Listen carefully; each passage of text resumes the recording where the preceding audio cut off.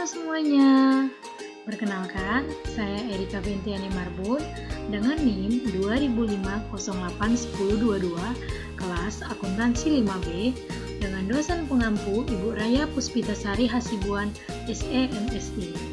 Nah, pada kesempatan kali ini saya akan membahas bab 11 pada mata kuliah Sistem Informasi Akuntansi mengenai siklus konversi pada perusahaan Jim & Clean.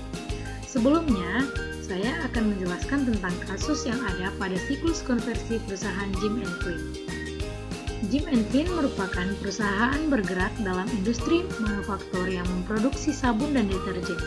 Untuk sabun yang dihasilkan adalah macam-macam sabun mandi, baik sabun cair maupun sabun padat. Jenisnya sangat beragam dan banyak variannya. Begitu juga untuk produk deterjennya, mereka mengeluarkan deterjen bubuk dan deterjen cair. Pada awal tahun, para produsen sabun dan deterjen memberi Jim & Clean pesanan yang didasarkan pada prediksi anggaran penjualan. Akan tetapi, pesanan ini dijamin hanya untuk bulan pertama.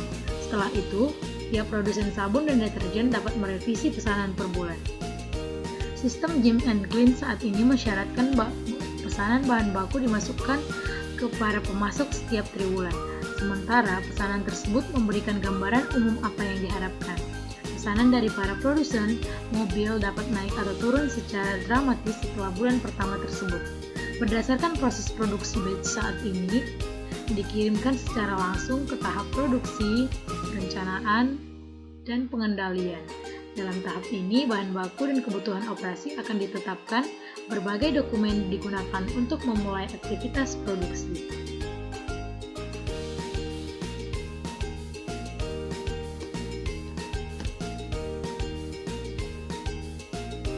Nah, selanjutnya kita akan masuk pada bagian diagram konteks.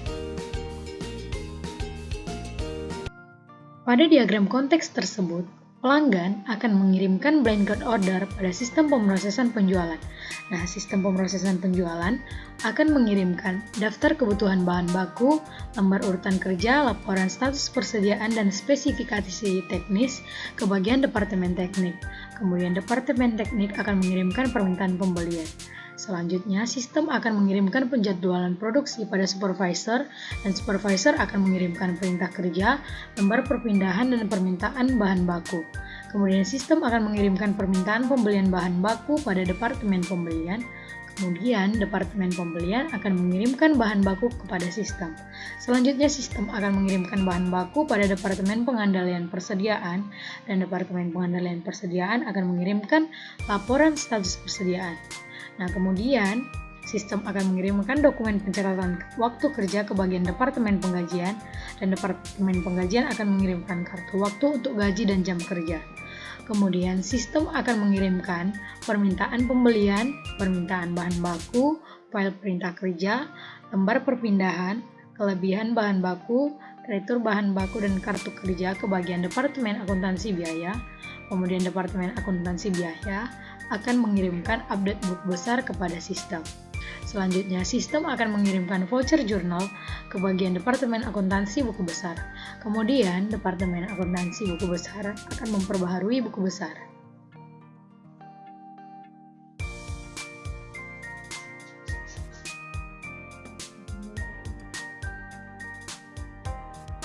Selanjutnya, kita akan masuk pada DFD level 0. Pada DFD level 0, pelanggan akan mengirimkan blanket order pada proses perencanaan produksi. Nah, kemudian proses perencanaan produksi akan mengirimkan daftar kebutuhan bahan baku dan laporan status persediaan ke Departemen Teknik. Kemudian Departemen Teknik akan mengirimkan permintaan pembelian kepada sistem proses perencanaan produksi. Setelah itu, pada sistem 2.0 akan memproses pengendalian produksi bahan baku. Maka sistem tersebut akan mengirimkan permintaan pembelian bahan baku kepada Departemen Pembelian. Dan Departemen Pembelian akan mengambil data dari data master pembelian, kemudian akan mengirimkan bahan baku kepada sistem tersebut. Nah, sebelumnya sistem ini akan melihat data master dari buku besar. Kemudian, proses sistem ini akan mengirimkan bahan baku kepada Departemen Pengendalian Persediaan. Kemudian Departemen Pengendalian Persediaan akan melihat data master persediaan dan akan mengirimkan laporan status persediaan ke sistem proses pengendalian produksi bahan baku. Kemudian lanjut pada sistem yang ketiga, yaitu proses pencatatan produksi. Nah, pada sistem proses pencatatan produksi ini, sistem ini akan mengirimkan dokumen dan pencatatan waktu kerja ke Departemen Penggajian. Departemen Penggajian akan melihat data master karyawan dan jam kerja. Kemudian akan mengirimkan kartu waktu untuk gaji dan jam kerja ke bagian sistem proses pencatatan produksi. Setelah itu, sistem akan mengirimkan penjadwalan produksi pada supervisor. Nah, supervisor akan mengirimkan dokumen perintah kerja, lembar perpindahan dan permintaan bahan baku. Kemudian, sistem akan mengirimkan permintaan pembelian, permintaan bahan baku, file perintah kerja, lembar perpindahan, dokumen kelebihan bahan baku, rektur bahan baku, dan kartu kerja ke bagian Departemen Akuntansi Biaya. Kemudian bagian Departemen Akuntansi Biaya akan memperbaharui file buku besar. Kemudian, sistem akan mengirimkan voucher jurnal ke bagian Departemen Akuntansi bagian buku besar. Kemudian Departemen Akuntansi bagian buku besar akan memperbaharui buku besarnya. Selanjutnya akan masuk pada DFD level yang pertama. Pada DFD level yang pertama, pelanggan akan mengirimkan blanket order pada sistem 11 proses perencanaan produksi. Kemudian akan berlanjut pada sistem 12 proses penyelesaian produksi dan akan menghasilkan bahan baku. Kemudian kita akan masuk pada DFD level yang kedua, yaitu Departemen Pembelian akan mengirimkan bahan baku pada sistem 21 proses pengendalian produksi. Kemudian proses tersebut akan mengirimkan salinan permintaan bahan baku pada proses 22, yaitu proses penyelesaian pengendalian produksi. Kemudian sistem akan mengirimkan dokumen status persediaan pada Departemen Akuntansi Biaya. Selanjutnya, pada DFD level yang ketiga, Departemen Akuntansi Biaya akan mengirimkan dokumen pencatatan file pada sistem 31 proses pencatatan produksi. Kemudian, sistem tersebut akan mengirimkan voucher jurnal pada sistem 32, yaitu proses penyelesaian pengendalian produksi. Kemudian, sistem tersebut akan melihat data master file dan voucher. Kemudian, setelah itu akan diupload file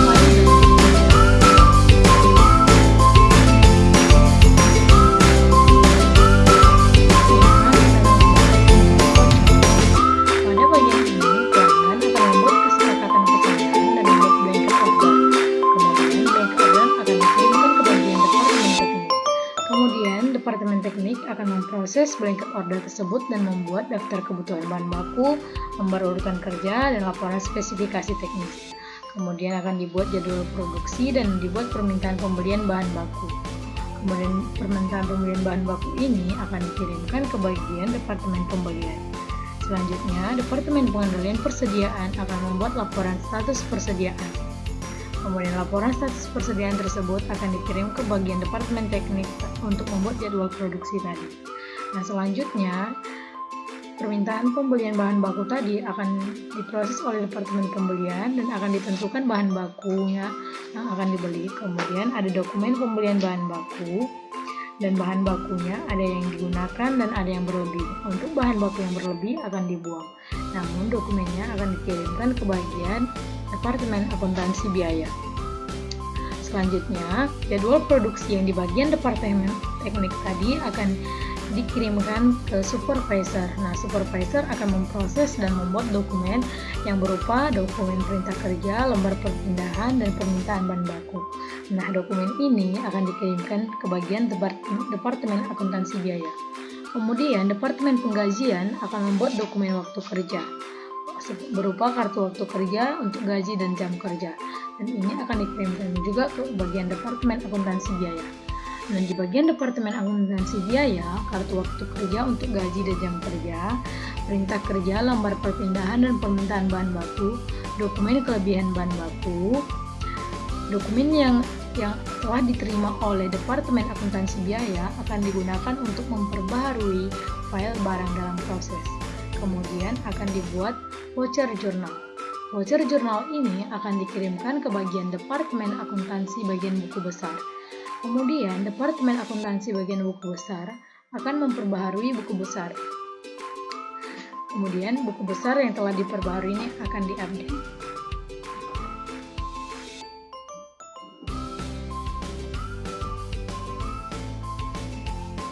Kemudian kita masuk pada kelemahannya. Pada kelemahan yang ada, kelemahan pengendalian internal perusahaan. Yang pertama yaitu tidak ada tanda tangan atau stempel dari supervisor. Yang kedua, bahan baku yang berlebih langsung dibuang. Nah, saran untuk memperbaiki kelemahan pengendalian internal perusahaan tersebut, yang pertama harusnya transaksi permintaan pembelian dikirim dulu ke supervisor untuk ditandatangani supervisor. Yang kedua, seharusnya bahan baku yang berlebih tidak langsung dibuang dan ditanyakan dulu dengan pengendali persediaan bagaimana keputusannya. Demikian presentasi yang dapat saya paparkan. Terima kasih telah menonton presentasi saya, semoga bermanfaat. Terima kasih.